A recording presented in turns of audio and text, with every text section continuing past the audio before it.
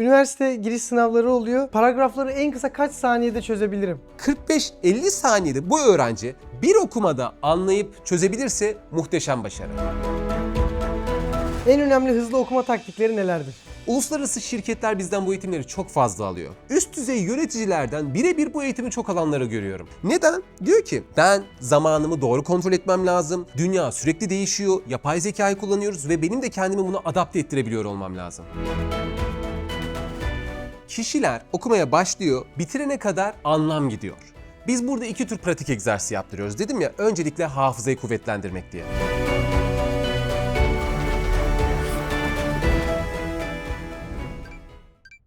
Sizi tanıyabilir miyiz? Tabii ki Mehmet Taşanlıgil ben. Hızlı okuma hafıza teknikleri eğitimleri veriyorum. Aynı zamanda da Dünya Beyin Sporları Federasyonu Başkan Yardımcılığı yapıyorum. İnsanların daha iyi okuması, daha iyi anlaması, hafızalarını daha iyi kullanmasıyla alakalı eğitimler veriyorum. Çocukken ben çok hareketli bir çocuktum. Hatta hiperaktivite de var bende ve ben Mersinliyim. Öyle olunca da çok koşardık. Yazlık memlekette olduğu için. Koşuda Mersin birincisi, Türkiye üçüncülüğü vesaire gibi derecelerimiz de vardı. Ondan sonrasında ailem şunu fark etti. Bu çocuk bir şeyleri başarıyor spor anlamında ama okurken başaramıyor. Bizim de ailemiz aslen Kayserili. Öyle olunca bu çocuk işte koşup ne yapacak? Hani esnaf olması ya okuması ya tüccar olması lazım diye düşündükleri için de beni böyle bir hızlı okuma kursuna gönderdiler ve ben orada fark ettim bende bir hiperaktivite olduğunu. Çünkü göz ve beyin adapte olunca okuyup anlamam daha da kolaylaşmaya başlamıştı diyebilirim. Enerjinizi aslında okumaya kaydırmış oldunuz. Aynen öyle. Orada şu oluyor çünkü. Şimdi bilişsel ve zihinsel olarak vücudun hareketleri vardır. Biz burada fiziksel olarak hareket ederken bilişsel olarak bunu hareket ettirmediğimiz zaman sıkılmaya başlıyor beyin. Özellikle de genç yaşlarda biz ne yapıyoruz? 7 yaşında okumayı öğrendikten sonra böyle kelime kelime ilerliyoruz ya. Mekanik bir okuma yapıyoruz. Bu zaman içerisinde hızlanmadığı zaman adaptasyon düşüyor. Mesela bilgisayar oyunu oynadığımız zamanları düşünebilirsiniz bu konuda. Bilgisayar oyunu çok hızlı oynuyoruz. Donduğu zaman ne yapıyoruz? Hani çılgına dönüyorduk hatırlarsanız o zamanları. Şimdi bunun aynısı okurken beyninizde oluyor. Bilgisayar oyununda çiplere kızabiliyorsunuz ama burada beyninize kızamadığınız için ister istemez soğuma, okumaktan vazgeçme gibi durumlar olabiliyor. Burada beynin o hıza adaptasyonu odağınızı ve anlamanızı arttırıyor diyebilirim. Hızlı okumayı tanımlar mısınız?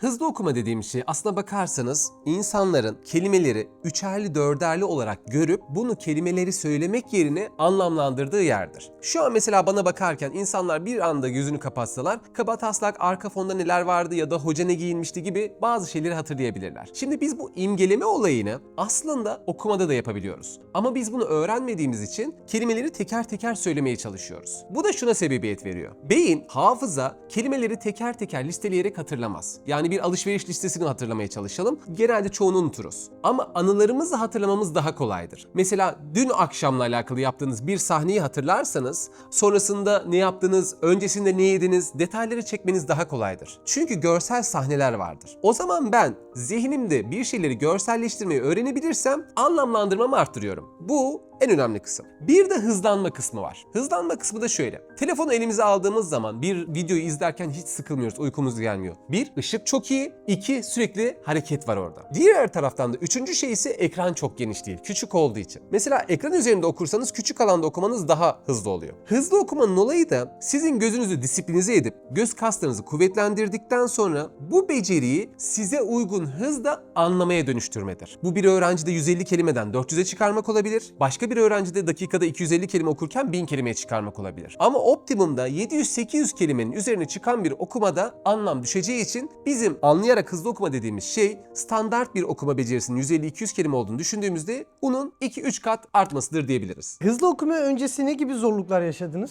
Hızlı okumadan önce aslında benim en büyük yaşadığım sorun okuduğunu anlayamamaydı. Şimdi insanlar hızlı okuyunca şunu yaşadıklarını düşünüyorlar. Ya ben bir şeyi hızlı okursam hem keyif alamam hem de anlamam. O yüzden bunu aslında hızlı okuma demiyoruz yani biz burada. Anlayarak okuma becerisi diyoruz. Sebebi şu. Şimdi biz normalde hızlı okumadan önce şu şekilde okuyor gibiyiz. Bu da çok sıkıcı oluyor. Bunun aynısını okumada şöyle farkına varmadan yaşıyoruz. Biz ilk 1-2 dakika normal iyi motive olarak gidiyoruz ama göz kaslarımız bizim böyle satır satır ilerlerken 11-12 tane kelime ilerliyoruz bir satırda. 3-5 satırdan sonra yorulmaya başlıyor. O yorgunlukta bıkkınlık getiriyordu bana. Ben bunu fark ettiğim zaman sıkılıyorum, okuyamıyordum. Yani konsantre de olamıyordum. O yüzden de bu sorunlarla karşılaşmıştım ilk hızlı okumaya başlamadan önce diyebilirim sizlere. Üniversite giriş sınavları oluyor. Paragrafları en kısa kaç saniyede çözebilirim? Şimdi yeni nesil sorular çok uzun sorular. Bu noktada kişiler okumaya başlıyor, bitirene kadar anlam gidiyor. Biz burada iki tür pratik egzersizi yaptırıyoruz. Dedim ya, öncelikle hafızayı kuvvetlendirmek diye. Hafızayı kuvvetlendirme aşamasında zihinde canlandırma ne demiştik efendim? Bir kitap aldığımız zaman önce kelime kelime okuyun diye. Paragraf sorularında biz şunu yaptırıyoruz. Önce bir veya iki tane kelime görün. Zihninizde canlandırın. Acelemiz yok, süre sınırımız yok. Gördük kelimeleri, örnek veriyorum, sandalye dedi ve kamera dedi. Zihnimde şunu görüyorum. Sandalye ve kamera bu metinde niye geçiyor? Sonra tane tane okuyor öğrenci. Tamam mı? Okuduktan sonra zihninde bunu canlandırıyor. Biz bu eylemi gerekiyorsa 1,5-2 dakikada da okutuyoruz. Amacımız o hafıza bölümünü geliştirmek. Sonra da biz bu süreyi yarım dakikaya indiriyoruz. Yarım dakikada soru çözme pratiği yaptırıyoruz. Ve beklentimiz çocuğun yarım dakikada çözmesi değil. 45-50 saniyede bu öğrenci bir okumada anlayıp çözebilirse muhteşem başarı. Eğer ben geri dönüş yapmayı, engellemeyi öğrenirsem bu sizin bir kere hafızanızın karışmasını da engelliyor. Şimdi öğrenmeyi için en iyi yöntemlerden bir tanesi ne derler? Tekrar derler, değil mi? Çocuk soruyu okudu, öğrenci soruyu okudu. Tekrar baktı. Bu sefer zihnine kazınıyor ya. Bir sonraki soruya geçtiği zaman yine uzun yorum sorusu. Ya bu deminki soruda mıydı, bu soruda mıydı diye kafalar da karışmaya başlıyor. O yüzden ana olay çok aman aman hızlı okuması değil. Yani 30 saniyede paragraf sorusu çözmesine gerek yok zaten. 45-50 saniyede tek okumada çözmeyi başarırsa o zaman bu iş olur. O yüzden süreyi böyle düşünebilirsin. Peki daha çok kimler geliyor size? Çok güzel bir soru. Ben ilk bu eğitimleri vermeye başladığım zaman üniversite öğrencisiydim. Ek gelir olarak Yeditepe'de burslu okuyordum. Ek gelir olarak işte hızlı okuma eğitimleri vesaire diye Kayış Dağı bölgesinde vermeye başlamıştım. Sonrasında öğrenciler derken ben okullarla çalışmaya başladım ve İngiltere'ye gittim. Tony Buzan'dan eğitim almaya. Usta öğretici oldum. Usta öğretici olduktan sonra tabii Türkiye'de hani kendimce yine bir şeyler yapmaya çalışıyordum. Onlar bana dediler ki ya Mısır'dan birisi gelecek. İngiltere vizesi yok. Sana gelse olurlar mı? Olur tabii dedim. İşte Mısır'dan böyle bir bakıyorum. Bayağı ünlü iş insanları. Sonra dediler ki Birleşik Arap Emirlikleri'ne gider misin? Giderim vesaire. Baktım gerçekten ya bayağı yetişkinler, usta insanlar, ünlü insanlar böyle eğitimler alıyor ve ben de hani bunlara eğitim vermeye başladım. Bunu yaşadıktan sonra Türkiye'de de tabii marka bilinirliği vesaire olduktan sonra üst düzey yöneticilerden birebir bu eğitimi çok alanları görüyorum. Neden? Diyor ki ben zamanımı doğru kontrol etmem lazım. Dünya sürekli değişiyor. Yapay zekayı kullanıyoruz ve benim de kendimi buna adapte ettirebiliyor olmam lazım. Uluslararası şirketler bizden bu eğitimleri çok fazla alıyor. Keza bunları bu şekilde gördüğümüz gibi öğrencilerden de görüyoruz. Paragraf sorusuyla alakalı LGS, YKS öğrencileri bu eğitimleri çok alıyorlar ve aynı şekilde 4. sınıfa gelmiş, 3. sınıfa gelmiş hala kelime kelime okuyan kişiler. Ama dediğim gibi orada hızlı okumadan ziyade o yorumlama, anlamlandırmayı çalıştırıyoruz. Hızlı okuma ile ilgili yanlış bilinen şeyler nelerdir? Süper. Hızlı okuma ile ilgili ilk soru şu.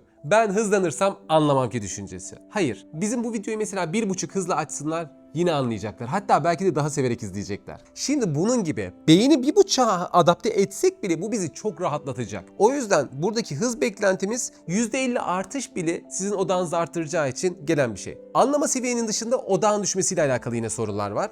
Biz şunu gözlemliyoruz. Bir öğrencinin okuma hızı dakikada 150 kelime olsun. 150'den birinci haftanın sonuna geldiği zaman 300'e çıkıyor hızı. Anlaması da %70'den %50'ye düşüyor diyelim, tamam mı? Hız 2 kat arttı, anlaması düştü. İkinci haftanın sonuna geldiğimiz zaman hız benzer hızlarda belki bir tık artıyor ama anlaması %80'lere kadar çıkabiliyor.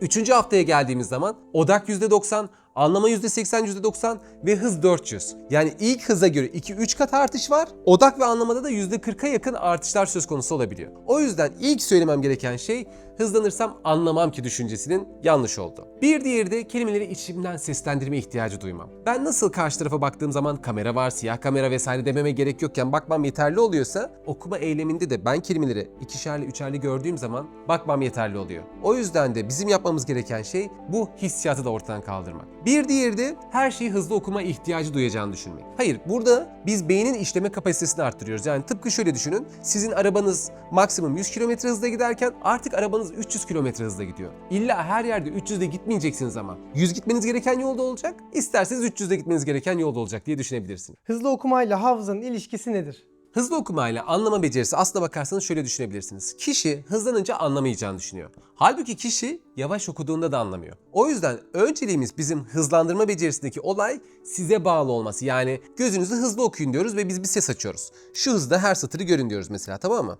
Sonra hızı biraz daha arttırıyoruz ve bu hızla yakalamaya çalışın diyoruz. Bu şekilde yaparken amaç göz kasınızı kuvvetlendirmek. Göz kas kuvvetlendirdik ama asıl hafıza bölümüne gelecek olursak. Ne demiştim efendim? Okumadan önce bazı kelimeleri zihinde canlandıracağız dedik ya. Zihnimizde canlandırma eyleminde eğer ben görselleştirme başarısını gerçekleştirebilirsem işte anlam becerisi orada çok kuvvetleniyor. O yüzden de hızlı okuduğunuzu anlamak için hafıza becerinizin gelişmesi lazım. Bu anlamda hız bir parametre, şöyle düşünün, anlam bir parametre. Biz burada hızı arttırdıkça anlamı da arttırmaya gayret ediyoruz diyebiliriz. Bir kitabı bir saatte bitirmek mümkün mü? Aslına bakarsanız mümkün. Kitap 5 sayfaysa.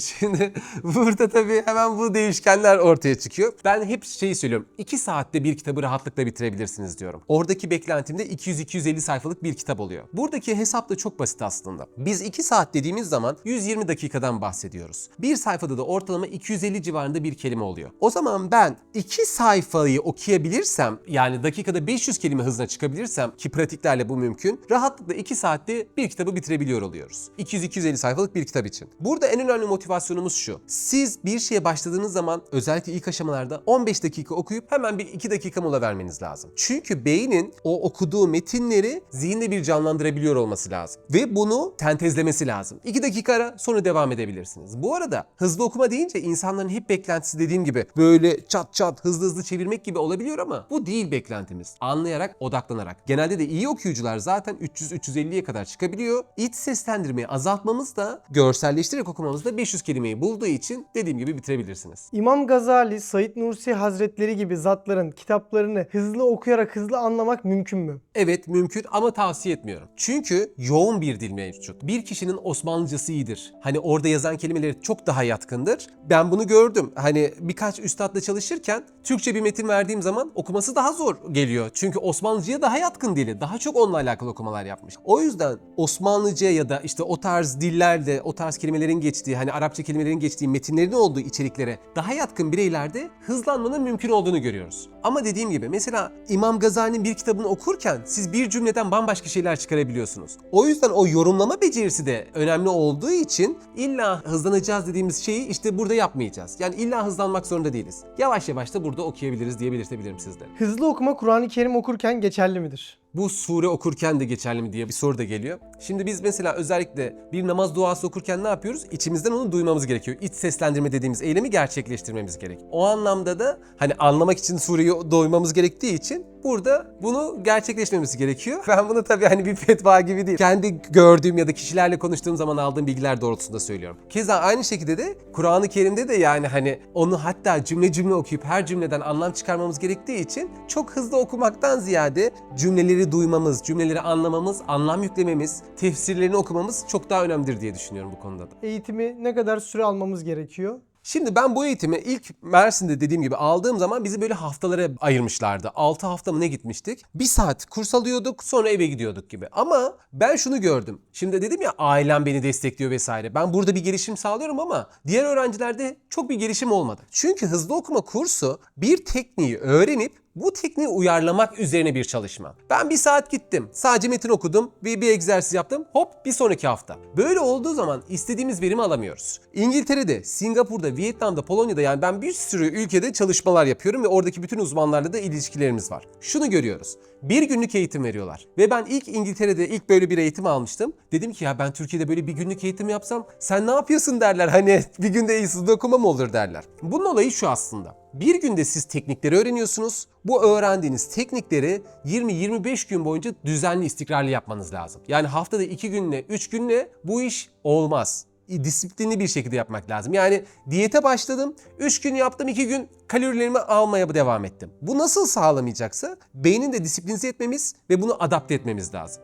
O yüzden de siz burada bir 10-12 saatlik teknikleri öğrenme ve öğrendiğiniz teknikleri uyarlama eğitimi alıyorsunuz. Dediğim gibi bunu çok böyle 5-6 haftaya yaymamamız lazım. 1-2 haftada bitirmek önemli. Bura bittikten sonra da 20-25 gün biz egzersiz yaptırıyoruz. 15 dakikalık egzersiz. O 15 dakikalık egzersizde hem öğrenci sıkılmıyor hem de adaptasyon öyle bir artıyor ki 20. günde şunu diyor. Ben niye daha önceden böyle okumamışım? O yüzden 10 saat, 12 saat eğitimden sonra günlük 15 dakikalık 20 günlük egzersiz diyebilirim sizlere. Peki sizin için En önemli hızlı okuma taktikleri nelerdir? Şimdi ben hiç bilmiyorum hızlı okumayı. Ben nasıl pratik yapacağım? Burada en önemli eylemlerden bir tanesi okuyacağımız içerikle alakalı zihinde canlandırma yapmak. Dedim ya, zihnimizde boş bir A4 var. Bunun üzerinde zihnimizde bunu bir görselleştirmemiz lazım. Metne bakıyorum, San Francisco dikkatimi çekti. Aynı zamanda da Times dikkatimi çekti. Times deyince benim aklıma Time dergisi geldi. Halbuki Times derken Times meydanından bahsediyor olabilir. San Francisco deyince de işte o Amerika'daki köprü aklıma geldi. Şimdi benim zihnimde boş bir A4 üzerinde bir görsel oluştu. Time dergisi ve San Francisco Köprüsü. Ben bunu yaptıktan sonra normal okumama başlıyorum. Mantık burada şu. Benim az önce gördüğüm kelimelerle metin arasında bağlantı oluşturmaya çalışıyorum. Ve şuraya geldiğimde metin diyor ki bu metinde gazetesinden bahsediyormuş diyor San Francisco'nun. İşte bu en iyi öğrenme yöntemi, deneyimleyerek öğrenme. Ben zihnimde bilinçaltımda San Francisco Köprüsü'nü gördüm. Burada ise gazete olduğundan bahsettim. Bu eylem sizin anlama becerinizi arttıracak. Anlama pratiklerimiz için bunu yaptık ya, bir iki kelime gördük. Hızlanma eylemlerinde de şunu gerçekleştirmemiz lazım. Kronometreyi açabiliriz ya da metronom sesini açabiliriz. Her tık 1 saniye olacak şekilde şunu yapmaya çalışıyorum. Saniyeye bakıyorum. Tık, tık, tık. Buradan şunu yapıyorum. Tık. Bunu yaparken ilk başta şunu hissedeceğiz. Ofis, Jack, San Francisco, eski bina, yani her bir şeyi görmüş gibi olmayacaksınız. Sadece 1-2, 1-2 ya da 1-2-3 gibi kelimeleri görüyor olacaksınız. Çünkü o iç seslendirme ihtiyacımız gitmiyor. İç seslendirme ihtiyacımızı azaltma eyleminde de şunu yapacağız. Demin 1-2 diye yaptık ya, bu sefer şunu yapacağız. 1-2, 1-2, 1-2. Bunu yaptığınız zaman anlam becerimiz çok daha iyi gelişecek. O zaman ne yaptık? Öncelikle anahtar kelimeleri seçtik. Sonrasında normal okumamızı yaptık. Birinci sayfayı böyle bitirdikten sonra arka sayfaya geçerken saati açtık ve her saniyede 1 diye gittik. Her sayfada teker teker kelimeleri görmenize gerek yok. Sonrasında bir sayfa böyle yaptık. İkinci sayfada da tık tık. 2 saniyede bir satırı bitireceğiz. Bu pratik gündelik olarak başlayıp çok rahatlıkla kullanabilecekleri bir pratiktir diyebilirim kıymetli katılımcılarımız için. Bir diğeri de şu. 4 dakikalık bir okuma yapmıyoruz, tamam mı? Sayfa kaçtasınız? 50'desiniz. Açıyorsunuz kronometreyi, 4 dakika okudunuz ve 4 dakikanın sonunda kaç sayfa okudunuz? 4 sayfa okudunuz. 54'e geldiniz. Bir sonraki aşamada yapacağımız pratik 3 dakikada nereden nereye geldiyseniz aynı yere okumak. 3 dakika süremiz var. 50'den başladık, 54'e kadar gelmiştik ya, aynı yere okuyacağız. Bunu bir arkadaşınızla beraber de yapabilirsiniz. O süreyi tutar. Çünkü burada en önemli kısım şu. Her 1 dakikada sizi birinin uyarması lazım. Neden? Şimdi siz 4 dakikada zaten 4 sayfa okudunuz. 3 dakikada okurken ister istemez yetişmeyecek. Bu noktada evet 2 dakika kaldı dediği zaman siz ister istemez refleksle kendinizi hızlandırmaya başlıyorsunuz. Bu pratikte sizin %30 oranında hızlanmanıza çok büyük katkı sağlıyor. 4 dakika okuyun, 3 dakikada yetişin. Bunu her gün yaptığınız zaman %30 hızlanma rahatlıkla mümkün oluyor. Hem de anlama becerinizi de kaybetmeden. Peki hayalhanem hakkındaki düşünceleriniz nelerdir? Ben hayalhanemi ilk 2018 yılında mı ne duymuştum, yalan olmasın, 2018'de de 2017 gibi hatırlıyorum. Tabii Mersinli olduğum için şey diyorlardı bana, benim de adım Mehmet olduğu için işte İstanbul'a geldiğim zaman bazı arkadaşlarım ya hayalhanemi duyuyor musun vesaire. İlk o zaman keşfetmiştim. Dinliyorum, hani anlatımlar vesaire o kadar insanın içine yansıyor ki, özellikle de ben o zaman böyle 40-45'li yaşlarındaki bir abimden duymuştum. O bana tavsiye etmişti ve bana da çok güzel ışık oldu. İster istemez hayatımızda hepimiz farklı şeyleri düşünebiliyoruz. Farklı hayallerimiz olabiliyor, farklı ihtiraslarımız olabiliyor. Bu noktada her zaman bizim bir kitap okumamız, birilerini dinlememiz, birilerinin yolundan gitmemiz, birilerinin tavsiyelerini dinlememiz çok önemli. Hayalhanemin videolarının içeriklerinin de kalitesinin bu konuda gerçekten eşsiz olduğunu, çok güzel yönlendirme olduğunu düşünüyorum ben. Özellikle de bazen şunu gözlemleyebiliyoruz, hani bazı videolarda insanlar bir yere çekilmek istenebiliyor. Burada benim gözlemlediğim çok güzel içeriklerle insanları tamamen şeffafça nasıl hani diğer tarafı da ahireti de iyi yapabilirsin öğretiliyor. Yani tek beklenti bu ve güzel metaforlarla, hani imgeleştirme diyorum ya, hayalhanemin videolarında da insanlar bunları çok güzel imgeleştirebiliyor. O yüzden çok katkı sağladığını düşünüyorum. Hayalhaneme de teşekkür ederiz bu konuda.